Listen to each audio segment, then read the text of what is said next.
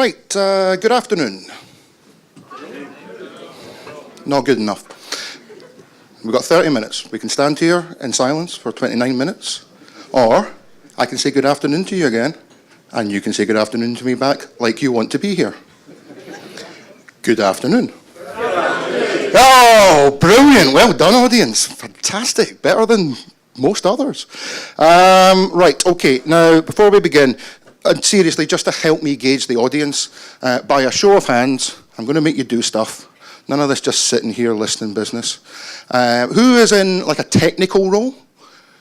Okay. Who is in a more management-y role? Cool. Who is a technical manager? No, people laugh, but look, it's a job. Anybody on a board of anything? I don't need to know what board it is. Cool, speak to you later, sir. Anybody in sales? No, good. Sorry. Anybody in marketing? A couple of people in marketing, cool. Now, could everybody please put their hand up? That was just to see how gullible you are. You have failed. Right, my name is Paul Mason. I am Head of Education at Sycarma. We're a penetration testing company. I am an ethical hacker. None of this cybersecurity professional business. None of this penetration tester business. Say penetration tester at a dinner party, someone sniggers every time. No, I'm taking the word back and sticking ethical in front of it. Thank you so much for having me. I know some of you in the room. It's really nice to see you. Some of you won't know who I am. Some of you will have seen me before. I'm the big, scary Scottish man they roll out for all the talks in our company. But this talk is different. This talk, I was thinking last night, has been 8 to 10 years in the making. It's something I really care about. Not just the bog standard threat landscape talk, or here's a vulnerability, here's research. So it's really nice to see so many people here. Okay. This is the standard credibility slide that you have to have, but it's different because this talk's really going to be my personal story and journey. So I started off as an English teacher of all things. People find that amazing, but I was. Then I ran an English department. You think cybersecurity is scary and stressful? Try running an English department. That's tough. Then I went to work for the SQA. That's the Scottish version of like AQA, Pearson, Edexcel. And I got a job in assessment. So for about 3 or 4 years, you know, when you see that, you know, the kids are good at maths or worse at English, I was the man that did that. And that's an international level job. And then I did qualification development. But the weird thing about working for essentially the government rather than being an English teacher was I had all this spare time. And I was always a techie, I totally was. I just went into English because it was interesting. So I was building them websites. And this was the era, about 10 years ago, when Anonymous came out and started DDoSing websites. And they came to me and they said, is this a problem? I was like, I don't know. Let me into the server, I'll go and tell you if it's a problem for us. I was fascinated by what they did and how they did it. Ideologically, personally, I didn't agree with it. It's digital vandalism in my sense, my set of ethics. But I wanted to know how they did it. And I thought, well, I can't just go and join a dodgy forum and start DDoSing stuff. I don't think I would do very well in prison, frankly. So I came across the Cybersecurity Challenge. Now, do we all roughly know about the UK Cybersecurity Challenge? Government initiative, bring different people in. First year it was out, I think it's 10 years on now, and I looked at one of the challenges, and if you're techie, it was a Wireshark packet capture, and I just went, I don't know, I can't do this is too hard for me. But I was fascinated by security. I just went down the rabbit hole and started listening to podcasts and things like that. The next year, there was a GCHQ sponsored challenge. It was called Balancing the Defence. It was one of those, you've got £1 million worth of budget. Do you give them two-factor authentication? It costs this much. Do you do this? Do you do that? It's like, well, this is totally up my street. And they said, there's a surprise coming before you hand it in. Remember, I work for the public sector. I went, I bet the surprise is they slashed the budget by a third. So I sat and I wrote it all out. And I built myself in what we call in the trade optimism bias in terms of the money. And then the email came in a week before it had to be submitted. Slashed the budget by a third. No problem. Accidentally won that, wasn't intending to. And then they said, come down and do a competition. It was like ProDrive. They pimp up Aston Martins, as if Aston Martins aren't pimped up enough, but apparently so. And it was one of these, we're a Formula One company. Have we been hacked into? There I was, middle-aged-ish man, a lot of bright 22-year-old kids around me, brilliant on the keyboard, couldn't hold down a conversation. And we went through it all, and they said, do you race the racing car? And some guy stood up and gave this totally gobbledygook technical explanation. I just went, no, you don't. Why? Because we don't know either way whether it's been compromised, and the life of your driver is really important, and you can't take the risk in your reputation. And everyone looked at me and went, right answer. Oh, I'm on to something now. So I did more of them. I got to the masterclass final. I didn't win it. I must have come quite high, because they gave me a Tiger Scheme course to do. I went and did the Tiger Scheme course. The guy took me to one side and said, now you're not down to sit the exam, but you're actually quite good. I'm not being big-headed, this is just the story. I was as stunned as you are. He went, do you want to sit the exam? I was like, can I swear? Am I allowed to swear? I went, fuck it, I'll just sit the exam, why not? What have I got to? At least I'll see what's in the exam for next time. I accidentally passed the exam. Oh dear. At this point, recruiters are sniffing round me. This is a world. I'm a public sector. I'm a wee boy from Glasgow who just was a teacher. I don't know how to deal with this. And somebody offered me a job. And I thought, right, I got a cushy lifestyle here. I can retire quite high up in Scottish Government, or I can take the chance and jump careers. So I took the chance and jumped careers. And I said, look, I'm good at some stuff, obviously, but I'm going to need training. You're going to have to mentor me. I've never seen the inside of a big Windows network. I can totally hack your web app, but I've just never seen the inside of that. Don't worry, there'll be training. There was no training. So I said to people, I bet you cyber education is going to become a job. And for 3 years, people just laughed at me. Went, no, we just make it ourselves. I said, look, just because you learned how to do it when you were 14, banging your head against the wall, does not mean that if we're going to fill up the capacity of defenders and attackers in our country, everybody has to learn the same way that you learned. Oh, shut up, Paul. It's not a thing. It's totally now a thing. I'm standing here going, oh, I've got 1 foot in cyber, I've got 1 foot in education.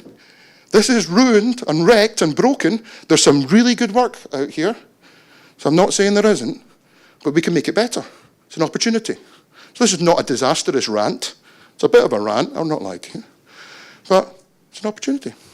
So a couple of years later, Scotland, don't tell Scotland this, they just love being first at things.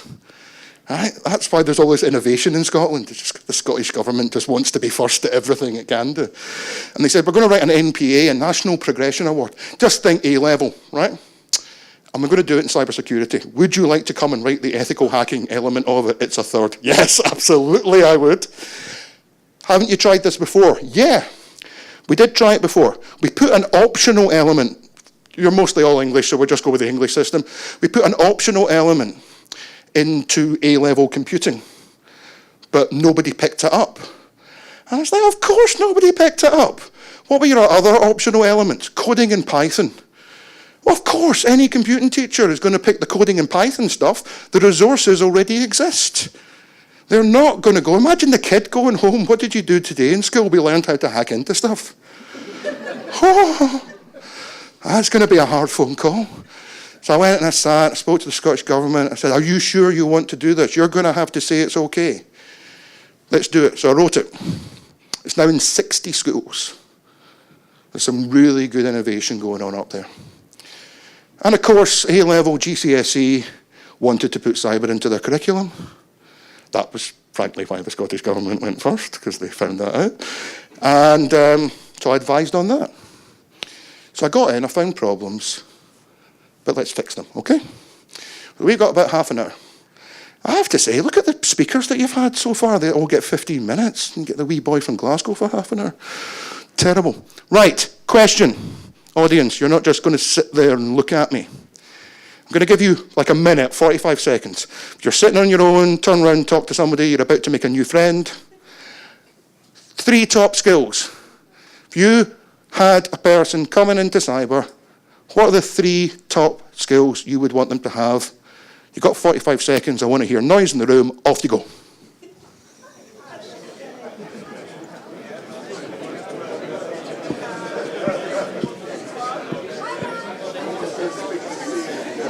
You've got 30 seconds.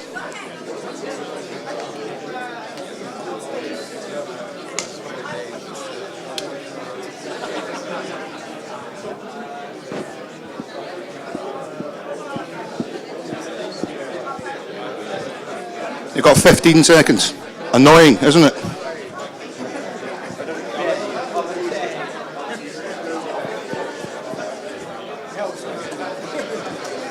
And if you could finish your conversations, please. Thank you very much. I will stand here until you're quiet. This is how you apply teaching skills to cyber. Okay, now we don't have a lot of time, so just somebody whack their hand up and tell me some of the skills. Yes, please shout, because we... Lateral thinking, good one. Adaptation, flexibility, change. Okay, not being too rigid, being able to bend, and yep. And mindset, and also in time and things like that, yeah. Communication skills. Sorry? Social engineering, ability to be a devious git. Yep. Sorry? Risk-orientated mindset. Okay. Not a wrong answer. Maybe a little bit of a high expectation for someone who's just starting, though. We'll get on to that in the next slide. I asked all the consultants in the company what they wanted. Willingness or ability to learn, close enough. Love what they're doing, so it doesn't seem like a pain. Ability to communicate. Interestingly, technical skills come later. Good to have a mindset, good to have a baseline. You can be the best elitist person in the world. It ain't no good to me or to the client if they've just paid for 10 days worth of work and you've found one funky SQL injection and that's it. And there's loads of other stuff. This is a problem. Okay, different routes in then. Big fan of different routes in. All of them are good, but all of them have negatives. And I'm not going to be negative, but let's just think about it, right? Degree. Oofed. Interviewed some people and given them jobs straight out of uni. Check team leader, year and a half. To pass the exam, right? Maybe not the fully formed consultant you want, but pass the exam. Woofed. Interviewed people from other universities with cybersecurity degrees. 6 months, 8 months, still not quite client-facing. So, good that GCHQ is certifying degrees, but technically, in the 4-year degree in Scotland, you only need to change just 1/4 of it, and then you can change the name. So they're doing computing degrees with a little bit of cyber running down the side, just enough to change the name. But other ones are amazing. I'm trying to be vendor agnostic here, but like Bill Buchanan, who's a mate of mine at Napier, his students are fantastic. So, problem there. Ex-military types. Really good. Solid, you know, he's kind of like, you walk into a meeting, a little guy like that. Like, oh, you're totally military. You just could smell the military coming off you. Pre-approved, great ethic. Struggle a little bit with this funky, we all rock up to work when we feel like it culture. But they can totally buy their round in the pub, so that's all right. Pros and cons. Web dev. Understands how websites work and go together. Kind of a bit like sysadmin, sometimes it's a struggle to get them to think the other way. Apprenticeships. We have an apprentice. Guy who dropped out of school at 14. School wasn't for him. Really nice kid. Mentored him privately in my own time, tutored him, got him in as an apprentice, sat the exam that everybody else sits. CTO said, he's just as good, if not better, than people that come out with graduate degrees. Then I went and looked at the apprenticeship scheme. What a lot of hassle. And the way it was written, it was so generic. It was, it was for defenders and attackers and all the other jobs. And it was kind of hard for me to crowbar in what I needed him to do to make him a tester from my point of view. Not a criticism.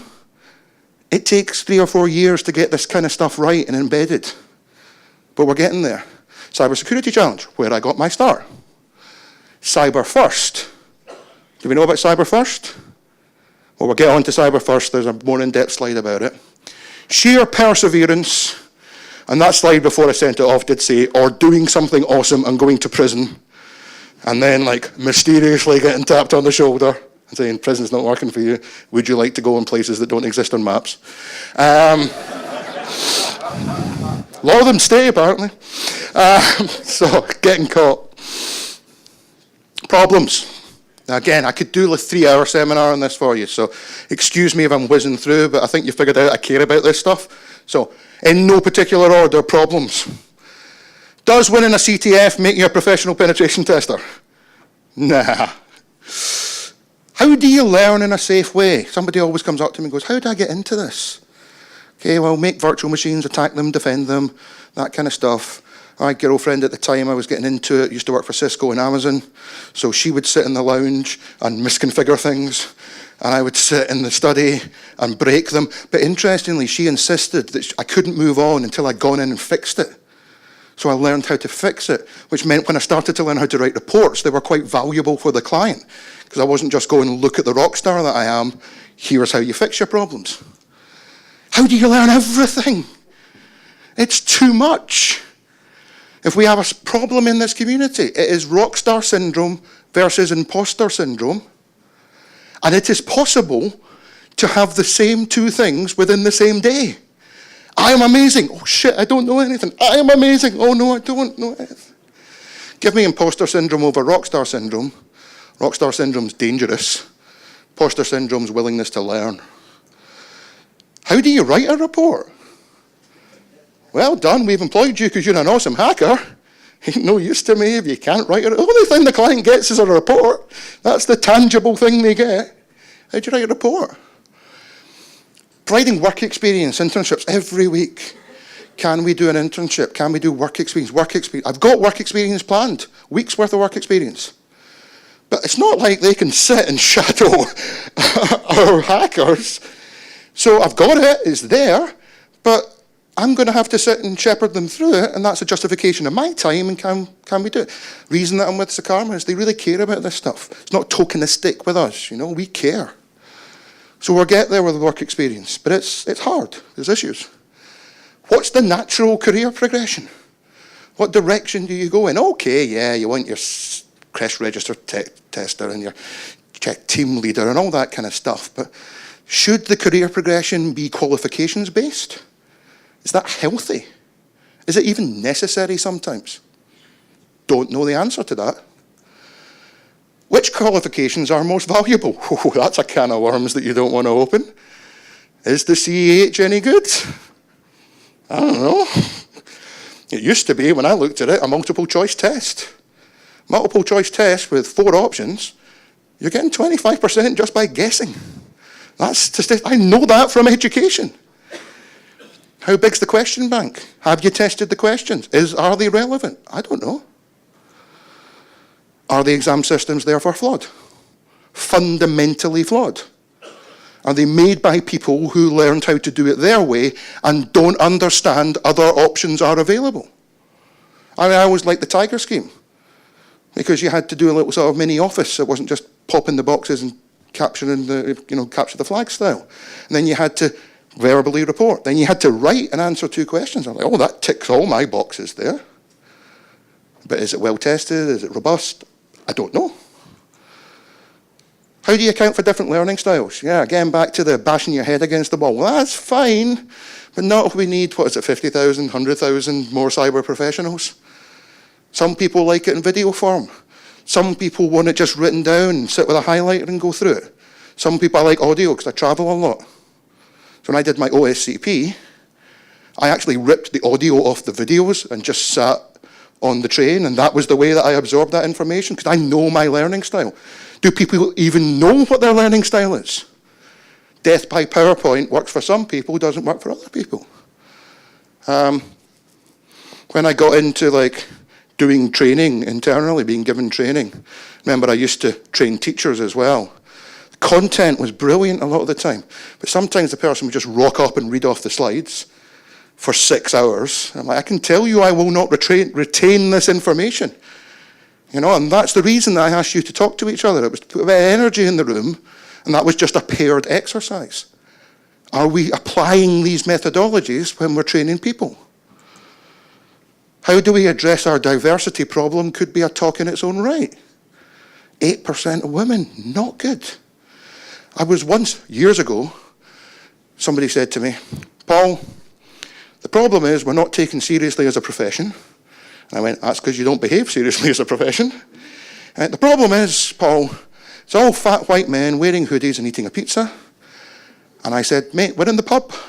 You're a fat white man. You've got a hoodie on. You're eating a pizza. You're your own stereotype. Change it. Don't complain about it.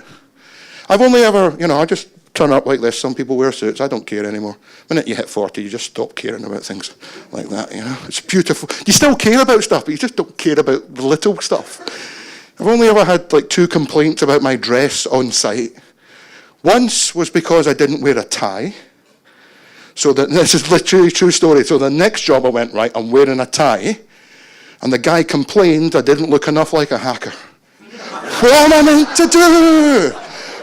Turn up in a hoodie and a tie? Can't win. Okay, what can we learn from other professions? Let's try and fix it. Accountancy.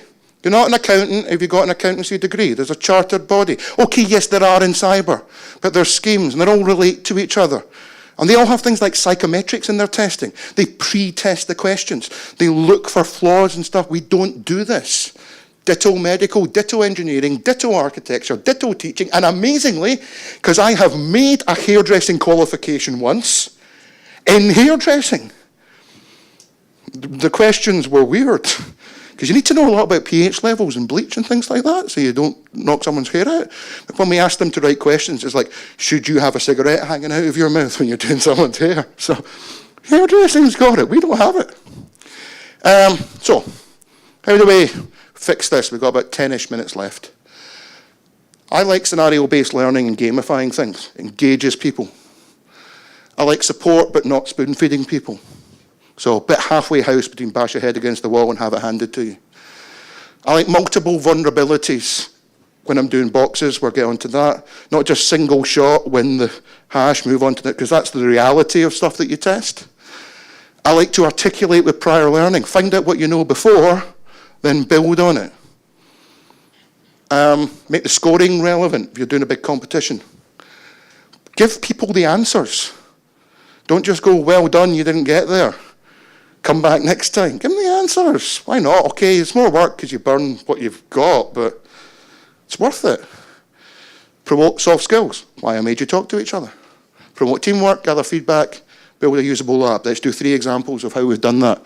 CDX Glasgow, Hacker 101, CyberFirst, Halloween, and the school's agenda stuff. This is CDX Glasgow. We started it, really running short on time. We started it like 5 years ago. First year we gave them a really vulnerable machine, 250 students in 30 groups, vulnerable machine, find the vulnerabilities. Next year, vulnerable machine, build a banking application, then we attack them on the Sunday, over the weekend. Coming right up to date, last year we made them all countries. We gave them a stock market. You could deflate the stock market with SQL injection if you wanted to. We gave them a power plant. If you didn't tend to the power plant, it deleted your home directory from underneath you. It went boom. And we gave them the president's box that had launchcodes.txt in it, and we'd backdoored it with one of those leaked NSA exploits, and we'd made Big Kim from North Korea have an SSH account as the power user right in the middle of the kernel. We had the wall of sheep. DEF CON said, we love what you're doing, but change it, so we changed it to the wall of goats. Here's just funny things that people have done. Teams that deleted root that year, 3. Teams that banned themselves from IP tables, 3. My favourite, teams that tried to zip a directory but put a space in the wrong place, so it was zip/, and zipped the entire file system, including Zip itself. And teams that abused the client, we gave them Twitter accounts, made them talk to each other, promote soft skills, phone them up, ask them to do things. Next year, we're going bigger. We're going to give them commodities so they have to trade with each other and then do cyber war. It'd be awesome. Can't wait. That'll be February. Halloween, University of Manchester, near Manchester, said, can you do an event for us? I went, oh, you want the 48-hour event? Oh, no. We'll turn up at 10. We'll have to leave at 4. Now they want the big, long event, but they didn't know what they were getting. So I gave them a modified version of it. How do we do the scoring? 1 point for finding a problem, 2 points for recommending a fix, 4 points for fixing it. So you can win by focusing on one issue, or you can win by finding a lot of issues. Really works. Hacker 101, there we go, there's me, there's some children. They're young adults, I just call them children. Different one, kind of course we developed, kind of for like SME. You know, the person who's in the IT department gets my report, but doesn't have the confidence to replicate the issues. But also good training for university students, so we offered it to them. In their own time, they turned up for 3 consecutive weeks for 3 hours. We had a few dropping off, but we retained them.